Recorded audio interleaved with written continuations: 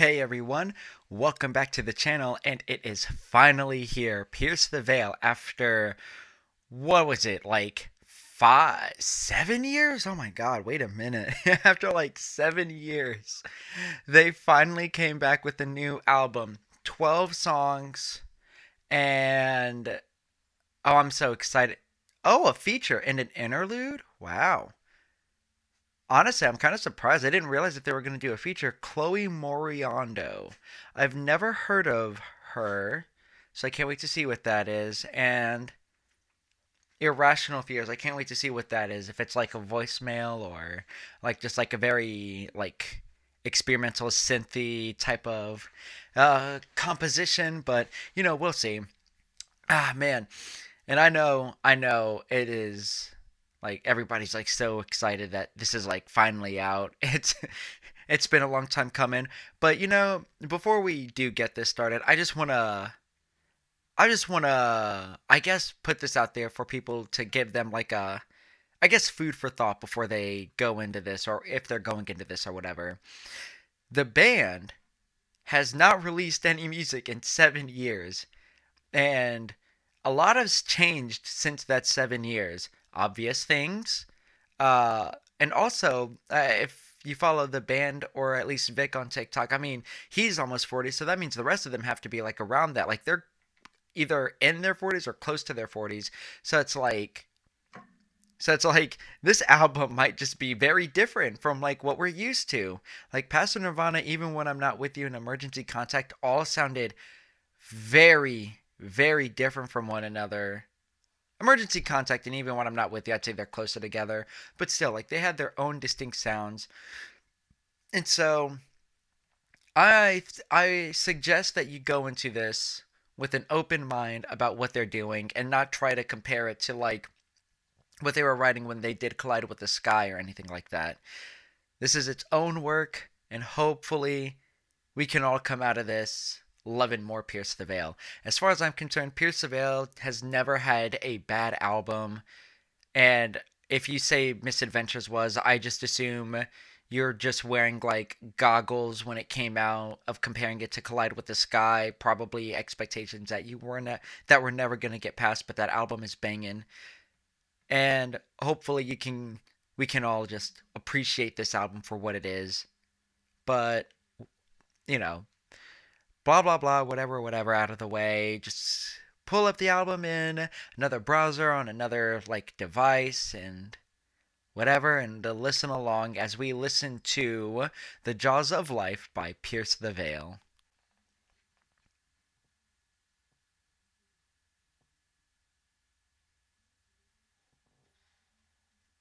Okay, starting in 3/4.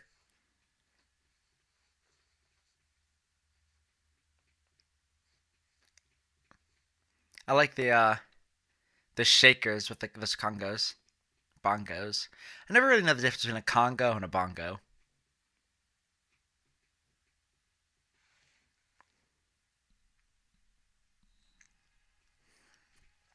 This has like some actual classic Pierce the Veil like vibes to it already. I don't know what it is about the guitar chord progression, but there's something like classic about it. That is a sick bass tone. That's a nice synth. It's a cool like little thing to just bring in and just drop out.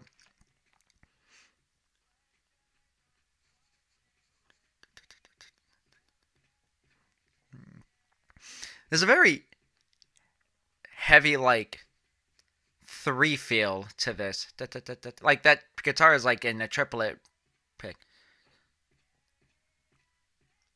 Mm. Oh, his voice.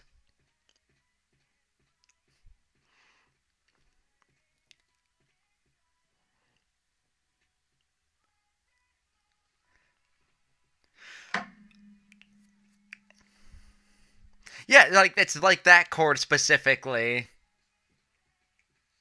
I feel like that's the Tony Perry chord or the Vic Fuentes chord. I don't know. I don't know who's like recording the rhythm guitar, even though it's probably Vic.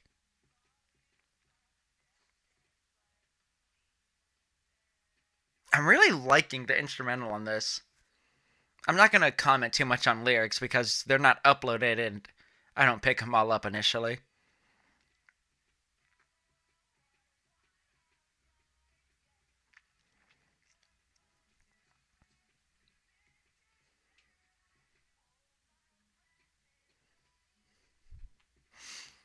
I really like that it, especially like going into this part, it feels like it's going like trying to lead into like a bigger build up, but then it just like subdues itself.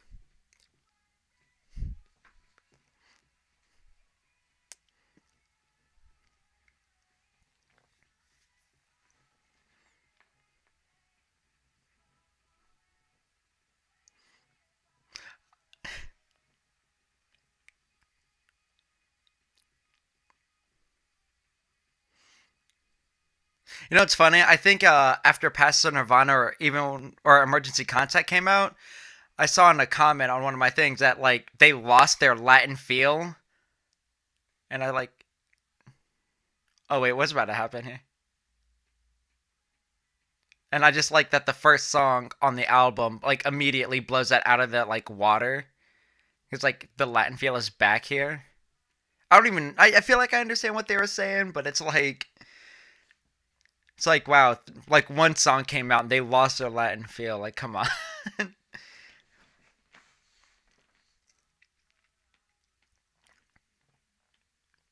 Out the claps.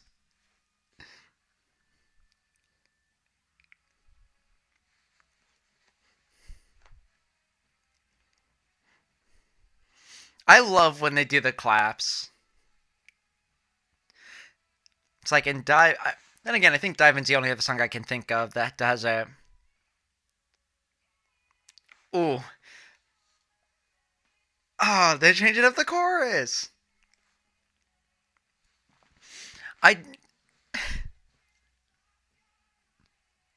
I truly believe that Pierce the Veil is like the masterclass of how to like write music following a structure but keeping it entertaining.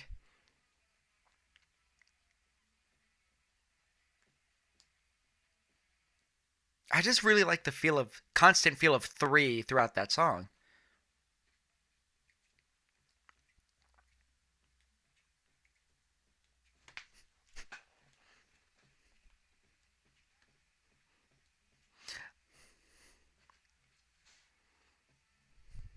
You know, honestly, I remember when I first listened to this song, I thought there was like more references to like I guess 90s bands because like he said Pennywise fashion on the soft skid row up and something I can't remember, but like he said that and I thought, "Oh, I wonder if there's like more like references to like other like bands from like the 90s, you know, Pennywise, Skid Row. I wonder if there's anything else."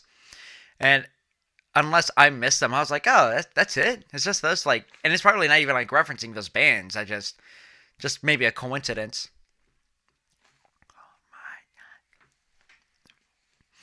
But honestly, this was probably like the best song for them to come back to.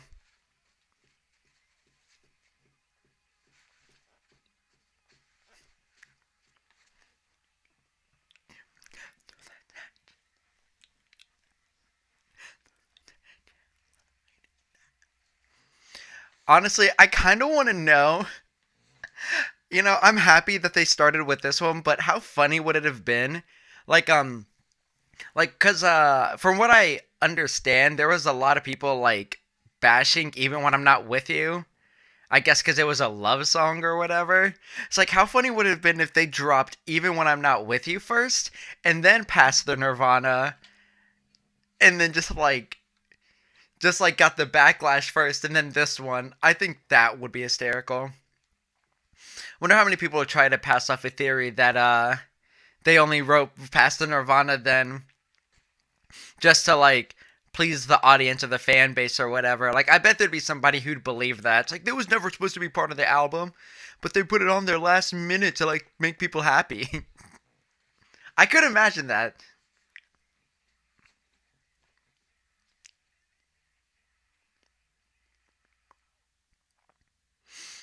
I will say, after listening to this song so much and even learning how to play it, I feel like this song I don't know if I would say it's like It is like simple because it's not a lot of chords or anything like that.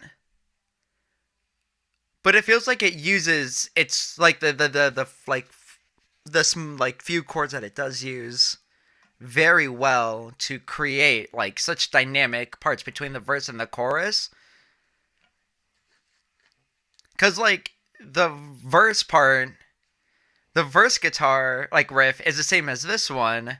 The only difference is like one is like an acoustic guitar, clean guitar. Obviously, it's not this,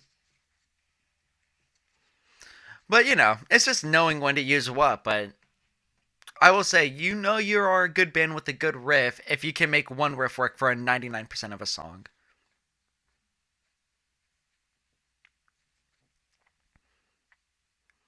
You know, I'm still not entirely sure how I feel about like this guitar tone. Very fuzzy. I don't know. I think I'm just not a fuzz person, but it sounds good in this. I will say.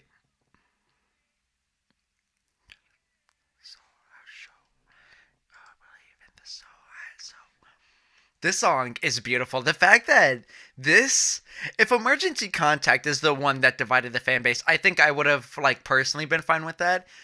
But it's this one like got people like I only say that because like on TikTok I saw a lot of people being like like like finding it hard to believe that this is what people are upset about, but not with Emergency Contact. But like, but this song is beautiful.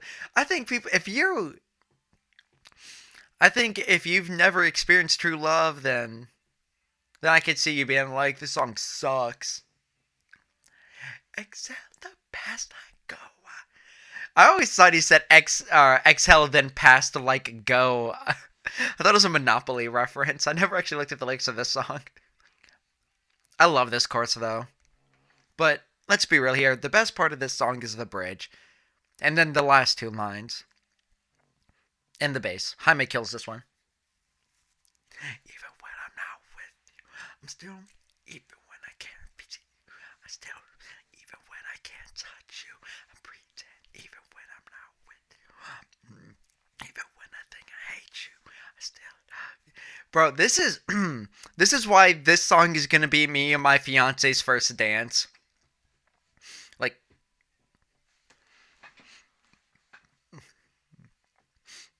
I truly believe that Vic is fully understanding what it means to be in love here.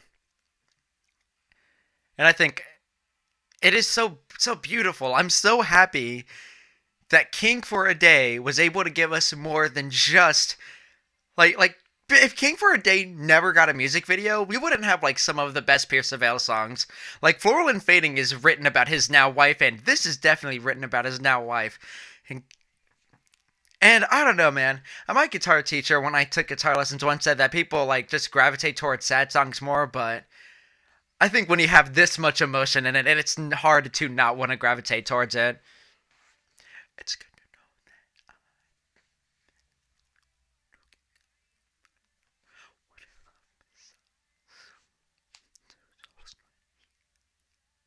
that. It's so good. This is it's,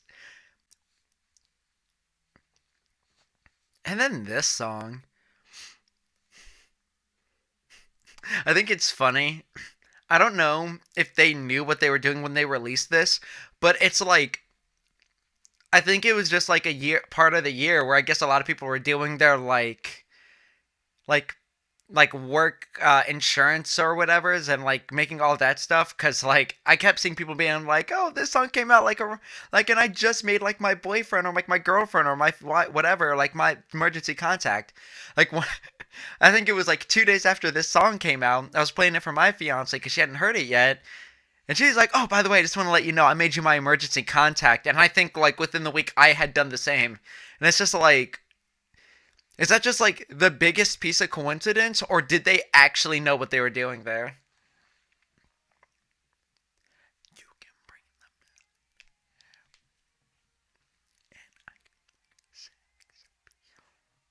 banging.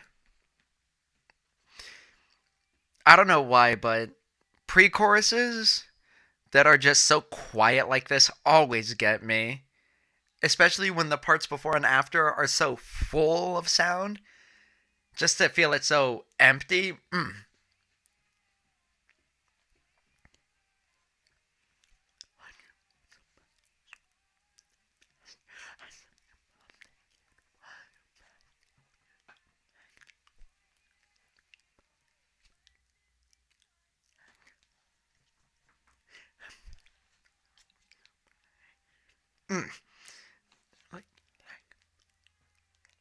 Bro, this is so unfair how good this song is. I truly, it's funny because obviously I'm feeling more with Past Nirvana even when I'm not with you in Emergency Contact because those are the three singles. But man, I feel like overall so far I feel like we're being uh spoiled with how good these songs are. But I'm an optimist.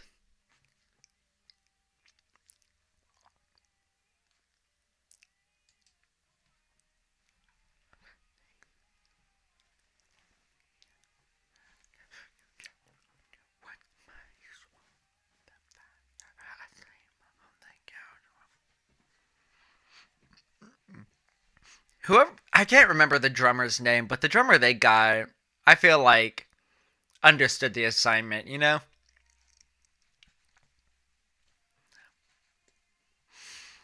Honestly, yeah, no, I'm really happy that they with the drummer they have cuz like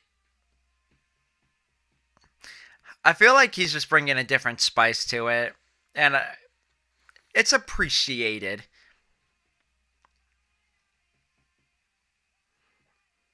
I wonder even though they had like a different drummer in the studio, I wonder if like he was writing any of these parts or not.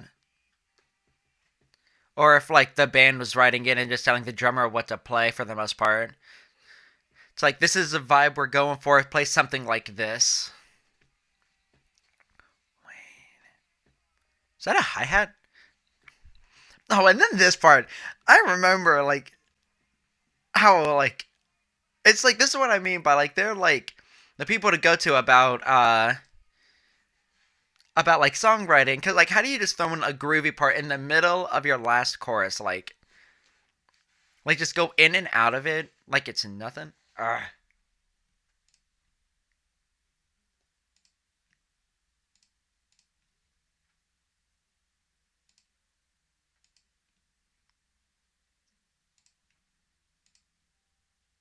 All right, now we're ooh the chorus on the guitar.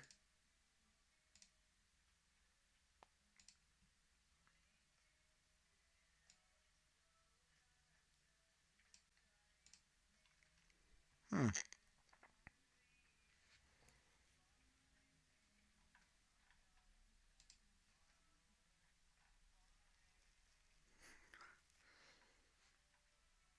This is an interesting one already.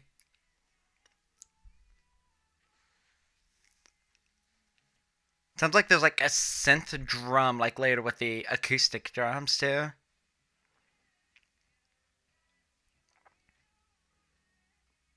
And I think the guitar is like panned practically all the way to the left.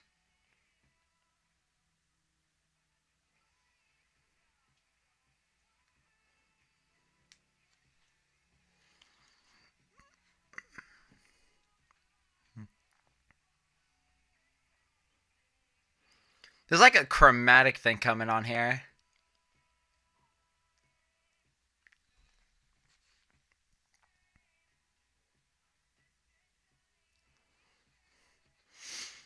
I feel like I know what genre this sounds like, but I can't like pinpoint the name, you know?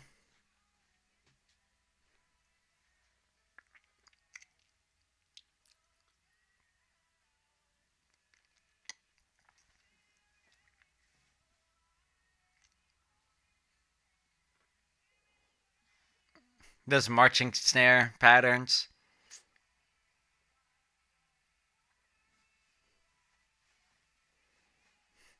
This is honestly, for the most part, a fairly chill album. I'm kind of here for it. Like, minus past the Nirvana.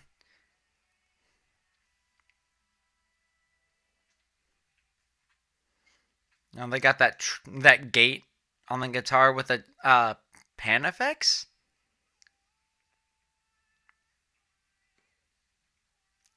And then the thick bass tone.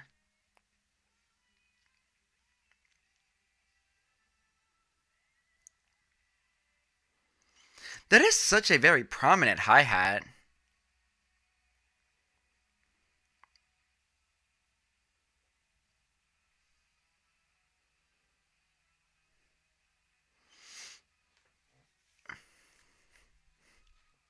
Nice. Nice. I love when guitars and drums are playing together.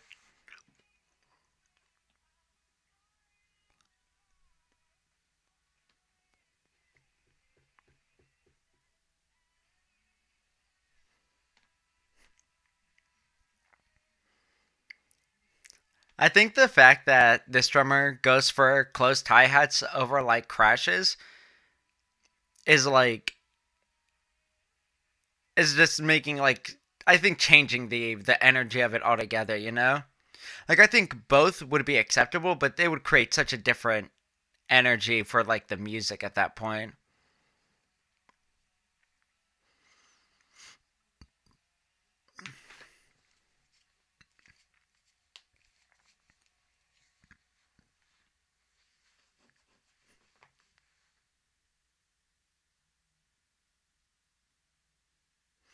You know, how long has it been since Pierce the Veil has done something like this?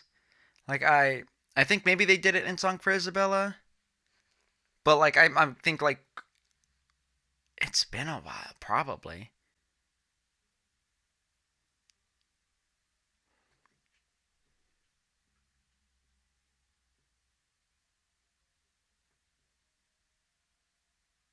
I really like that vocal harmony right there. Ooh.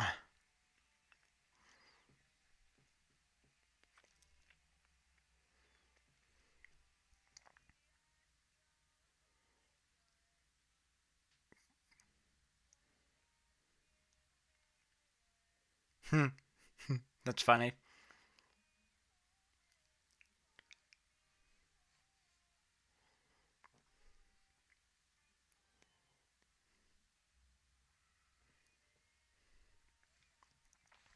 I feel like with how this song started, I was not expecting this.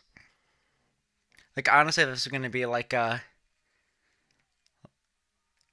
very very low energy, low instrumental, whatever.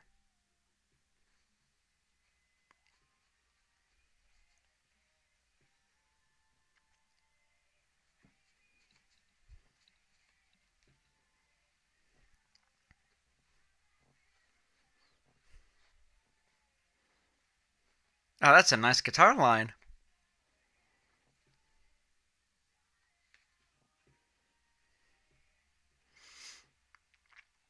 I think because the only line I was able to actually pick up was the song name. I thought that was like the kind of the corniest use of like the title name.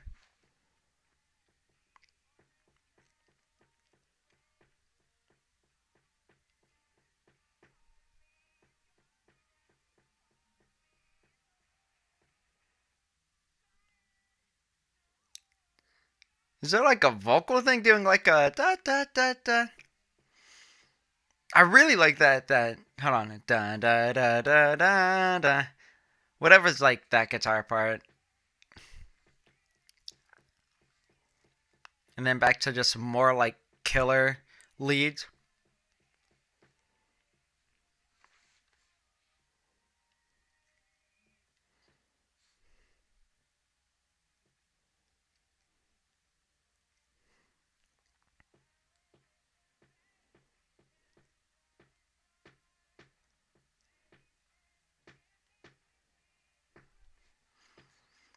Man,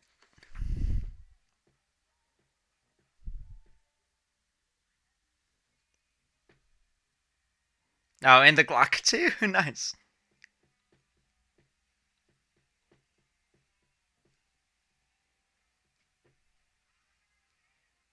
And then the hard pan guitars right there.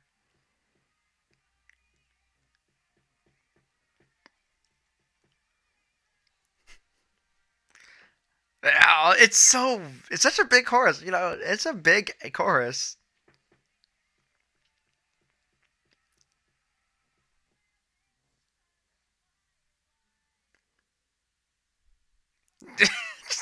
Yeah.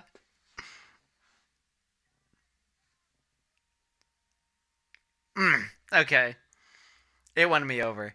It won me over. That was a beautiful ending of that song. And the yeah.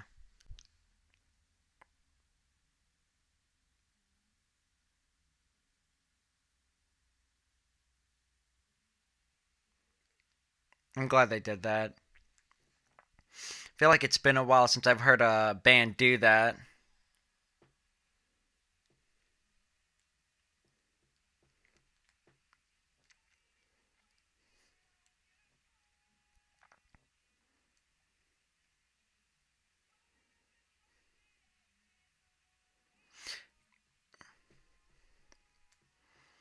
I think with some songs you can tell when they actually do like a guitar double for a song.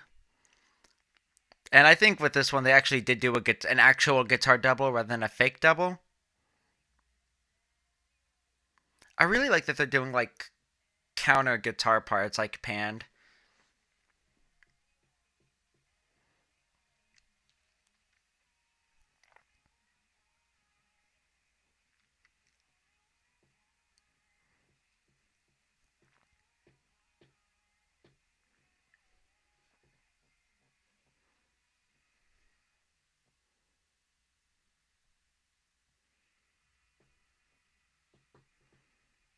They got some good riffs on this album so far.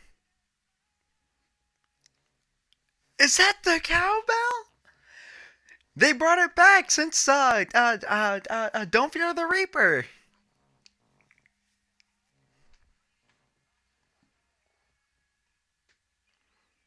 Oh man, they brought on that one thing. I know what it is. It's the scraper. I think is what it's called. You know, you got yourself a real good album when you start bringing in the extra percussive elements.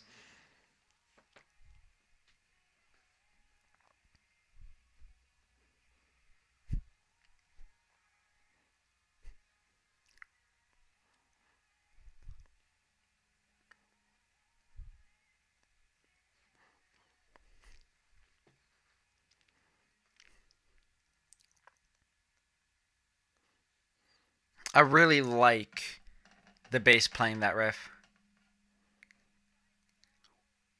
Ooh, this kind of sounds. This part sounded real nice.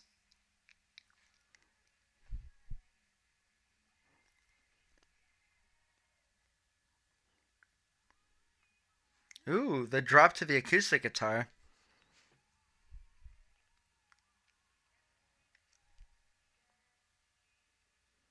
Whew. Oh, they brought in the whisper sing with the reverb combo for my man's Vic.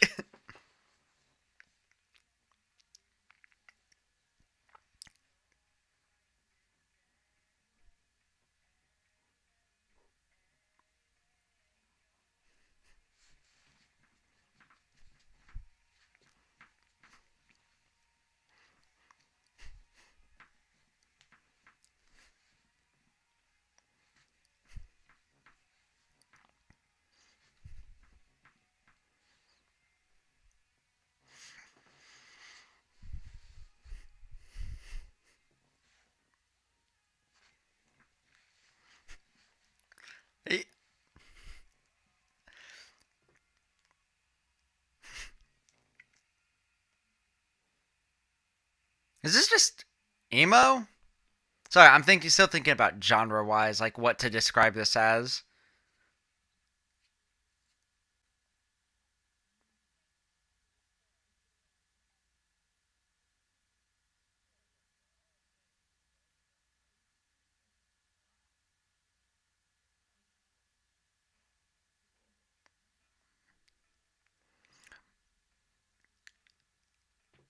What, what movie was that from? I feel like that was Fast Times at Claremont High, but I don't know what was that line from.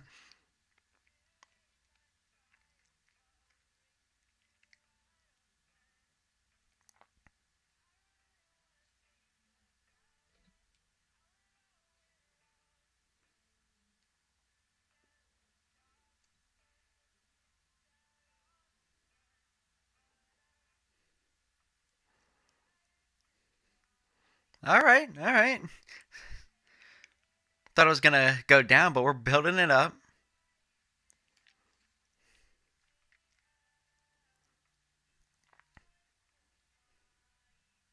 I really like how the bass can be so subtle that you might not even hear it, and then it'll just become noticeable.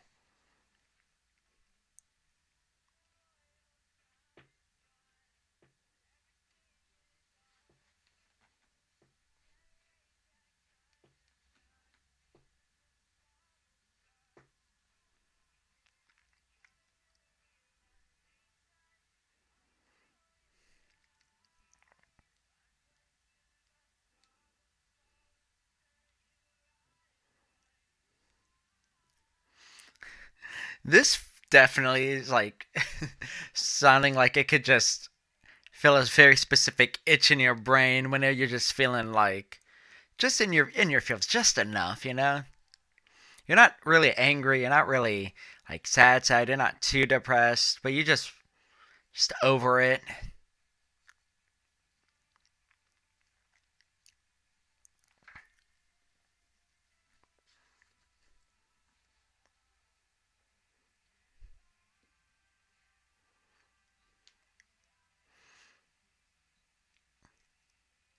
Honestly, we could get just Vic singing and that'd be the whole album.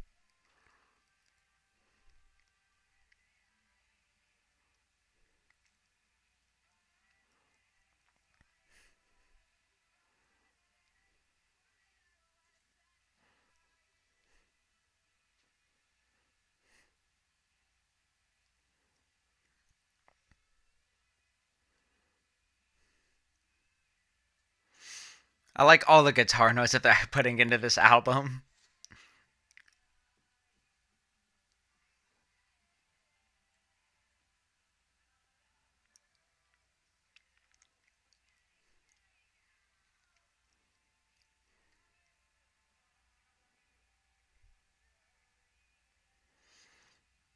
There is.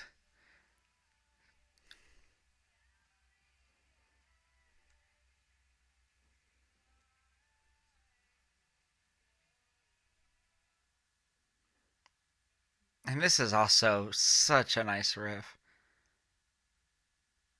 This album has so far been not at all what I was going to expect from the band.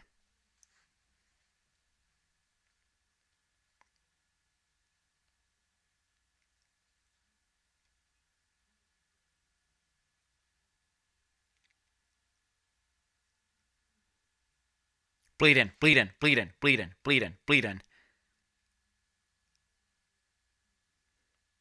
Hmm. Oh, they got that Pierce the Veil lo-fi beat. Got it.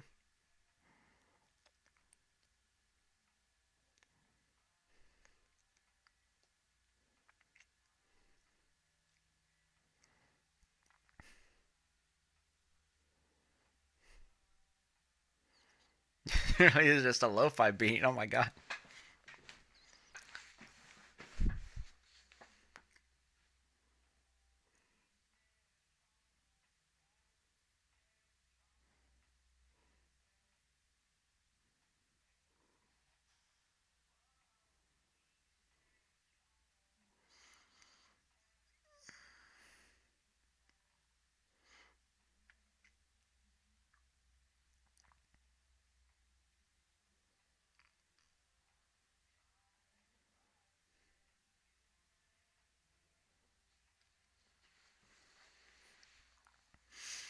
This one, I legitimately believe, is just a song for Vic.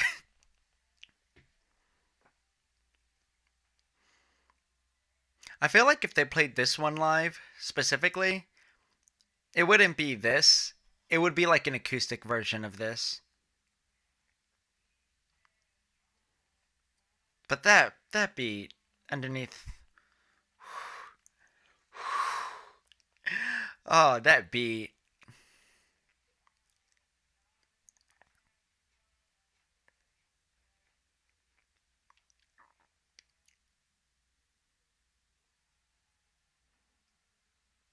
You know, I actually didn't know if they were actually gonna put those. Ah.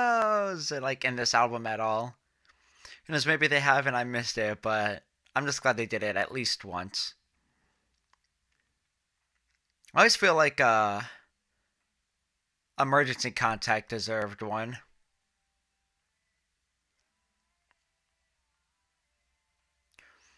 Ah, this is so good.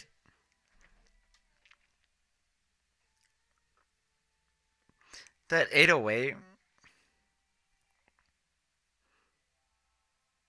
No, there are actually guitars in this. I just noticed that.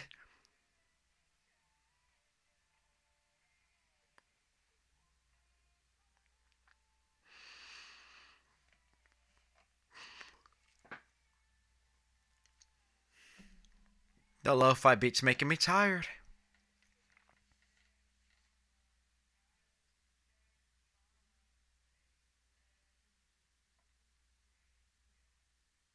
Is that rain sound effects? Was I hearing? Was I hearing things like?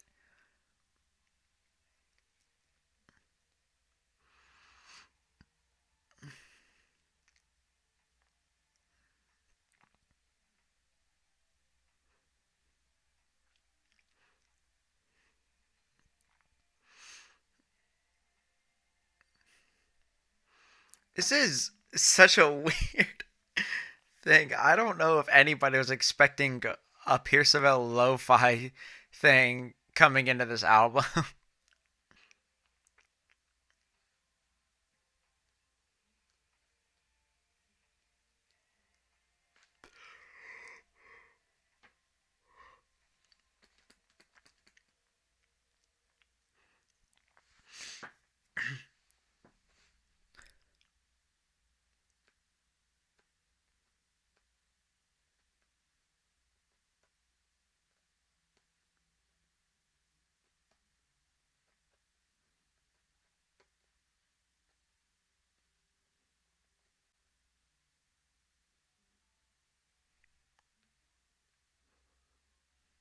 Okay.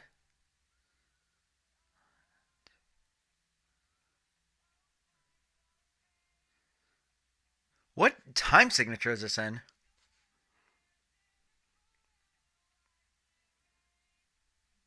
3, 3, 2, 1.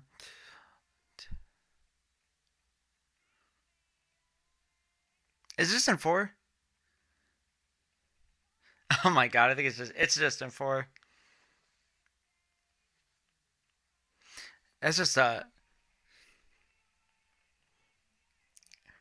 is picking it back up now after like those last like 3.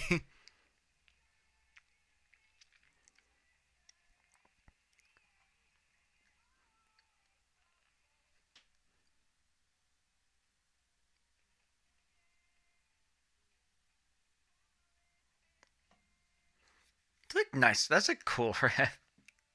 I like a riff that makes me not know what time signature we're in. Like I really was thinking, is that like a 7/16 or something like that? A 7/8?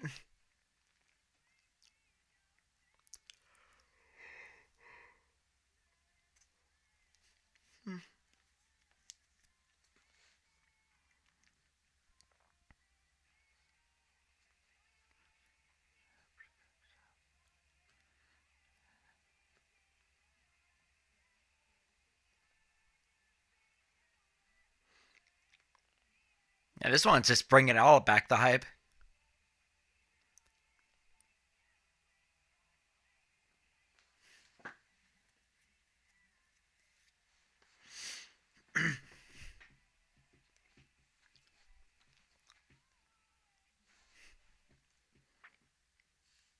Ooh,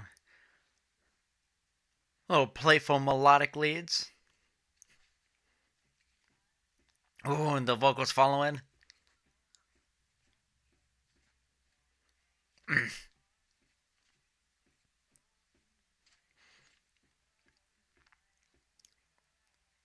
I don't know which word there and what note he's singing, but there was one note there that was really making that saucy.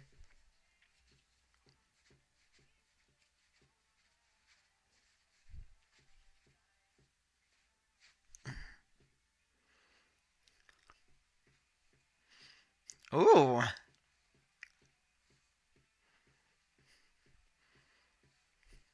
that's like such a nice lead.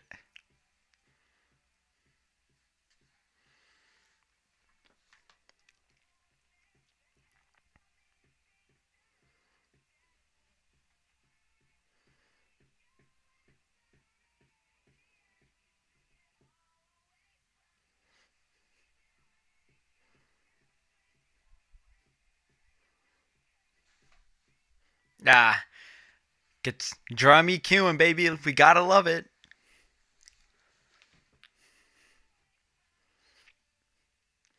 I was kind of hoping that we heard that like little breakdown riff again.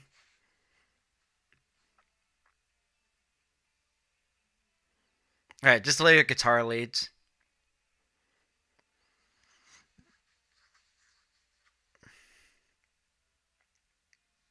For a moment, I thought it did, but I think it just added like some notes to the one guitar lead.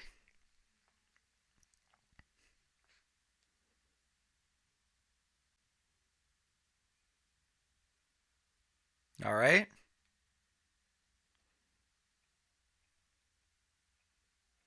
Okay, this is already an indie feel because I feel like I've heard this exact like effect in some indie rock song.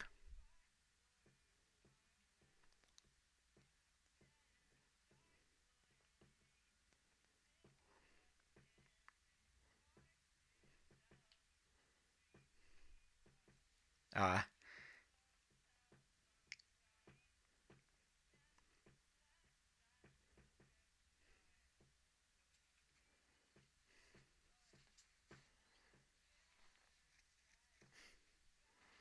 now they got the little like I know what they are, I just don't know what they're called.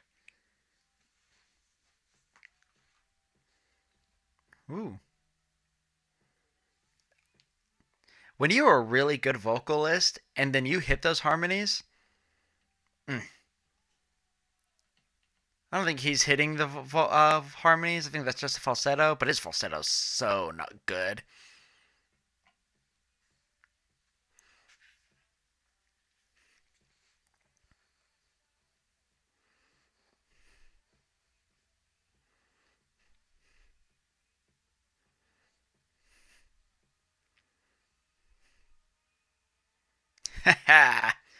Yeah. Ah.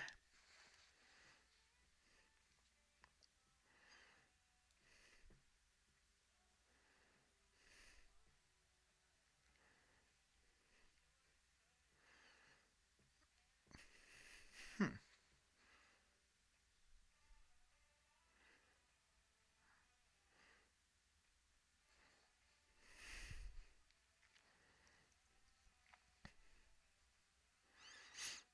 This is a very peaceful song.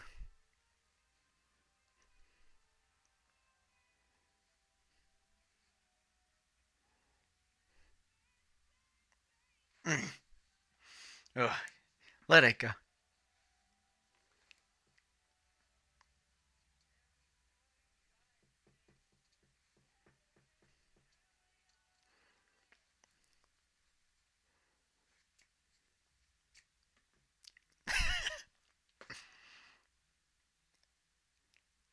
I really thought they were gonna do it again.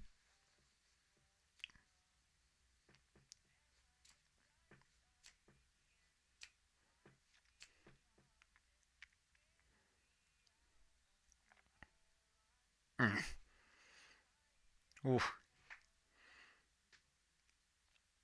Oh, just let it on that chord. All right, yeah, I'm. That's great. Okay. Whoa. Okay, so that was a very interesting album. I know I'm the one who said like close to their 40s and making music. I still was kind of expecting it to be heavier, like just a little bit, like not every song. Obviously not every song cuz like even when I'm not with you in emergency contact, but like past the Nirvana is kind of like the outlier. It's kind of like when Sleeping with Sirens released Gossip, how like Empires to Ashes was like really the only heavy song, and then everything else was like not at all. I mean, I'm not complaining. I actually really liked Gossip in this one. I really liked this one. Don't take me yawning during some of the songs as a sign of anything. It's almost 1 o'clock right now as I'm finishing listening to this. A.M. not P.M. obviously. But but no, this was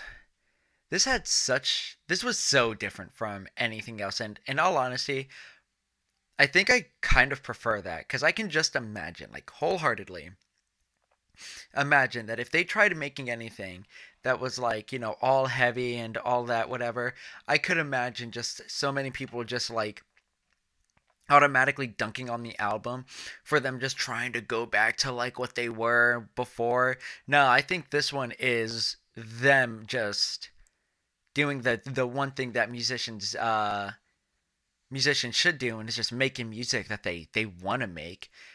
I think I think you can tell because I know for a fact that the album that like I think a lot of people were expecting, like me, was something like Misadventure, something like a little more like heavy with like breakdowns and like half the album and like maybe a guitar solo or two, like a good bridge or two, but no. And it's funny because typically I think because they decided not to do like anything too heavy besides Past the Nirvana and maybe So Far So Fake if you want to count it as a breakdown. So like it kind of makes listening to the album at least the first time through at least not boring because you're just kind of like waiting for it. If anything, you're just like it's like edging for a breakdown past the Nirvana. So like I'd say it's not coming with Even When I'm Not With You in Emergency Contact, but from Flawless Execution through 12 fractures minus Irrational Fears. It's like, oh, is the next one gonna have one? Oh, is the next one gonna have one? Is the next one gonna have one? And you're just like waiting for it, and it never really comes. But it's like, it's, but I think it's fine because I believe that music, especially like heavy music and metal music, is becoming oversaturated with breakdowns anyway. So, you know, the fact that this only had like one breakdown, and I think that was just that it actually was the song just to like please the old fans. Honestly, I think Past the Nirvana was the song to try to like be like this is what we're doing, but like just so you know we're not forgetting about you. I think even still, I'm surprised that there wasn't like I know like some of the other songs did have screaming, but it was like background stuff, very much like to emphasize something. But unlike Past the Nirvana, where it was definitely a an actual like part, like there were actual screaming parts. But other songs, it was like just for like an added like emphasis to the to lyrics and like vocal parts. And then the guitars. And I'm surprised that there wasn't really any like guitar solos. Like I feel like each album, maybe I'm drawing a blank for the first two for Selfish Machines and A Flair for the Dramatic, and I know there has to be one, but I feel like at least with definitely with Collided with the Sky and Misadventures, there's always like at least one or two guitar solos to learn. Like I don't know, at least two. I'll say at least two because it's Bulls in the Bronx and Hold On Till May for Collide with the Sky, and then let's see, I think I was thinking Today I Saw the Whole World, but that's not a solo. It's a breakdown. I just played the lead part all the time. Let's see, it's Floral and Fading. I swear one of the other songs. I think I also see Circles technically solo, but I don't count that either. Going back into the last chorus, besides the point. But this one, no. But the guitars were still like, I feel like on it. I feel like the music was on top of it, and the leads sometimes are just really, really good. I think I want to say Shared Trauma had like that one part where the vocals and the guitar were like, doing the exact same thing, and I really liked the tone of the guitar, like the notes that were picked, like that was just like a nice like play on everybody's part. I think like the bass tone was like so thick. It was very prominent, it was very thick, very noticeable, but not like overstaying its welcome. Chloe, I was looking at the first and last name, Chloe Moriando. Let's see who she is because I might also look her up one of these days. There she is. After Chloe Moretz on the interwebs. She is. Is she just a solo artist? Yep. Yep, she's just a solo artist, an indie pop and bedroom pop artist. Interesting. I might have to look her up. I liked her voice. Anyways, honestly, I would say this is an album of no skips, but I haven't listened to the album enough to really like truly find out which songs I do and don't like.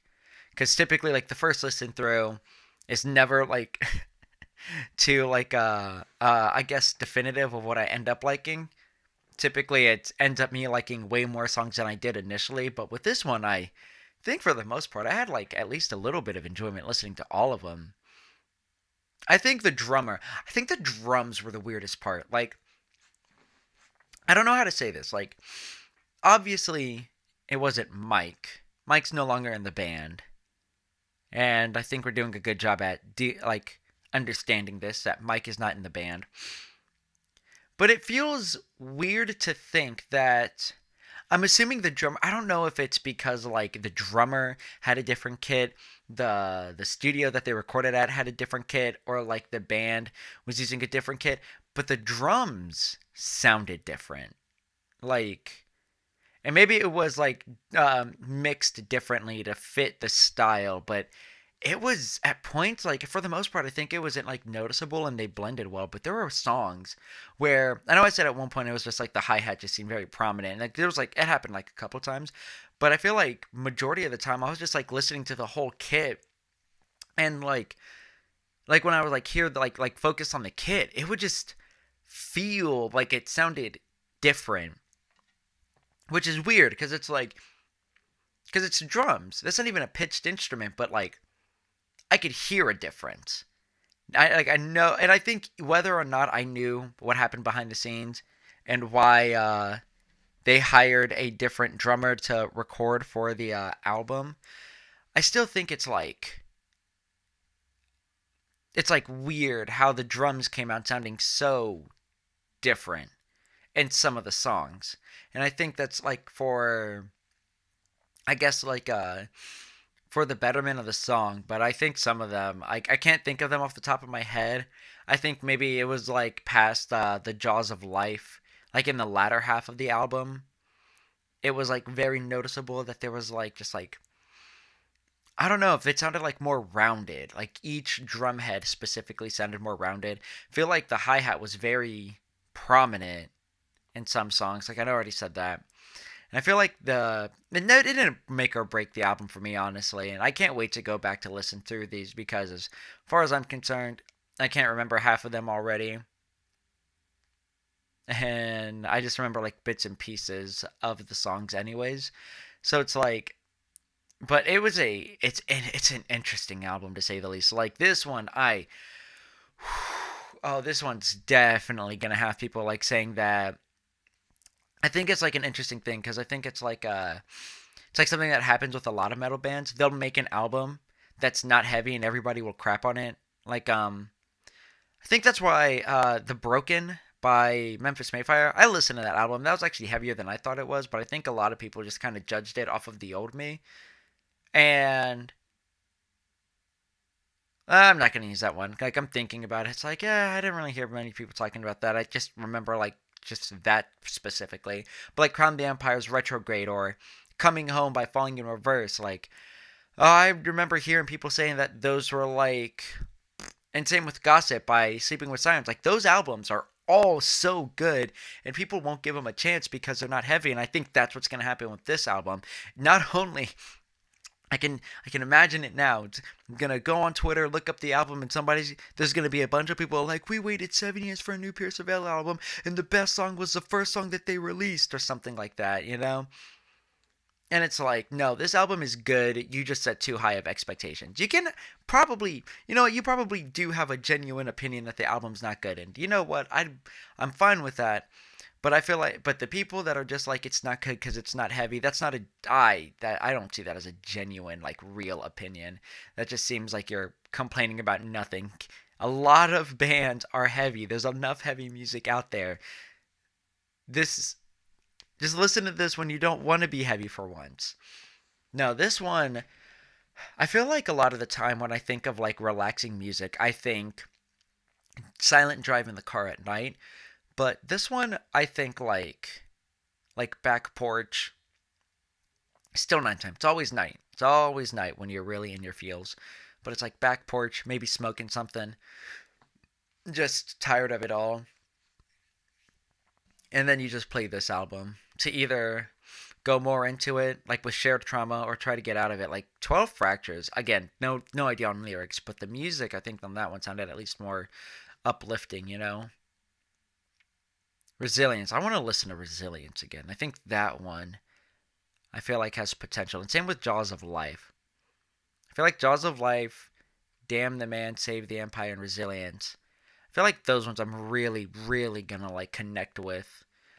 But I hope this album does not get dunked on because it's not heavy. I hope this album doesn't get dunked on because it's not Collide with the Sky. And I feel like I'm using that as like a scapegoat. But I feel like that's what happened with Misadventures when Misadventures was like so good. And I feel like if this one came out after Collide with the Sky, I could at least understand that better. But this album is like after so long without Pierce the Veil, it's like this is it. This is them like saying, "All right, we're changing up our sound." In all honesty, I wouldn't even be mad if like their next album they kind of go back to like their heavier stuff or whatever. But I liked this. Again, it sounded like it was them making what they wanted to make, not making what they think that the people want. And I know that can be like a double-edged sword, but I mean, hell, I'd rather get music that the artist wants to make than stuff that is manufactured just to sell to the most people because that can just get boring really fast. And I think that is a problem. I can keep going on about what I think the problem is with metal music nowadays. And basically, like, it just seems like it's all tailored to try to be as accessible to everyone, weirdly, that likes metal, and putting in the parts that everybody likes. Oh, we got to make sure we put in the screamy screams and the heavy riffs and the big breakdown. In this album, it just does not do that. Vic screams on like a good portion of these songs, but only one of them is a main focus, and all the others it's just emphasis. And I don't mind that. That's really good because I think screaming is a good way to emphasize stuff, not just making it the screamed part, but like layering it under like something like Issues did that really well on Beautiful Oblivion. Though uh, I can never remember his name, AJ. Though AJ like had like a main part in Tapping Out, and like Second Best and Downfall, he still had like a part there where he just layered underneath for the screams, and it works. It works. It's a good way to still incorporate that stuff without it just like seem like it's coming out of nowhere. And honestly, I Vic has a really good screaming voice, but he is obviously a better singer than screamer. Like he screams really well, but his singing voice is unmatched. Like, and I think if there's one thing that I wish on this album, yeah, I guess like a couple more breakdowns because Pierce the Veil do make some good breakdowns sometimes. Like I can't deny, like Dive In had a really good breakdown. Let's see, Bulls in the Bronx. Bulls in the Bronx had a solo. King for a Day, I think obviously iconic. Uh, Today I Saw the Whole World had a. Oh my God! Today I Saw the Whole World. Bro, seriously, listen to Misadventures. Listen to Bedless. Listen to Today I Saw the Whole World. Listen to Floral and Fading. Dive In. Texas is Forever. Texas is Forever. I didn't like that one when it first came out, but then it grew on me. Like, listen to these songs and tell me that that album sucks. But Jaws of Life, this one, it's gonna be. I think this one is going to be the real like split. But I can't wait to see what they do It'd be really funny if this ends up being Pierce Savelle's last album. If it is, then I think this would be a pretty, I'd say, a low energy one. I would hope that bare minimum we can get one more from them after this in a couple years. Hopefully more like 2025 rather than 2030, you know, but still. God, Vic was 33 when Misadventures came out. I just thought about that. He's turning 40 either today or sometime soon, and he was 33 when Misadventures came out. I just thought about that. 33. Not 3, 33. Interesting. Anyways, yeah. So I don't know. So yeah, this is a very divisive album. I really like it. I think at the moment, after a first listen through, I really like it. Who knows? Maybe I'll listen to it some more, and I'll be like, I'll get to the point where I'm like, first I was like, oh, really good, and then it got super repetitive, or maybe I'll just think, oh yeah, no, song after song, there's just so much like deep, like lyrical content in the music. It just, the more you listen to it, the more you unpack, the more it just like fills you up with like so much like inspiration and so much like art. It's so like beautiful and so much thought put into it. I don't know. What I do know is I want to know what you think about this album. I want to know if you like it, you hate it. I want to know if you think that it should have been heavier or if you're happy that they refrained from that, had some self-restraint. And yeah, I don't know, man. This will be a fun one. Ah, my camera keeps crapping out on me. This is why I got to remember to turn it off or else just stuff like this happens. Probably just going to see technical difficulties until I get this back up. But yeah, but anyways, with all that being said, I hope you all have a great rest of your day or night. Peace.